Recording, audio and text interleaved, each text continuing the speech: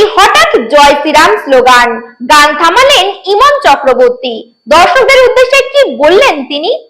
দুর্গাপুরে কালীপুজোর এক অনুষ্ঠানে বুধবার রাতে ঘটল চাঞ্চল্যকর ঘটনা। রক্ষী বাহিনীর কালীপুজোয় আমন্ত্রিত ছিলেন জাতীয় পুরস্কারপ্রাপ্ত গায়িকা ইমন চক্রবর্তী।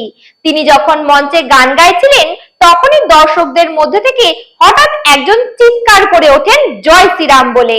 মুহূর্তের মধ্যে গান থামিয়ে দেন ইমন। মঞ্চে নেমে আসে নীরবতা। ভিড়ের মধ্যে যিনি স্লোগান দিয়েছিলেন তিনি সামনে আসেনি। তখনই ইমন মঞ্চ থেকেই বলেন, লুকিয়ে কেন, সকলের সামনে বুক চিতিয়ে বলুন। ইমন তখন গাইছিলেন তার জনপ্রিয় গান আমি আবার ক্লান্ত পথচারী, এই কাটার মুকুট লাগে ভারী, সিনেমা অর্ধাঙ্গিনীর বিখ্যাত গান। মঞ্চের সামনে বসে থাকা দর্শকরা তখন গান শুনছিলেন মন দিয়ে। হঠাৎ সেই স্লোগান শুনে চমকে ওঠেন অনেকেই। ইমন মাইক্রোফোনে বলেন, সারাক্ষণ নাম নাও, কোনো ধর্মীয় স্থানে নাও, এখানে গান চলছে, এখানে কেন অন্যদিকে মন দিচ্ছ? যদি সত্যিই বলো সামনে বুক চিতিয়ে বলো। আর তার এই কথার পর দর্শকদের একাংশ করতালিতে সমর্থন জানান।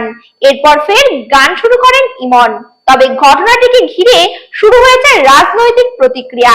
দেখছিলেন cine plus, presenting by KB production house. নমস্কার।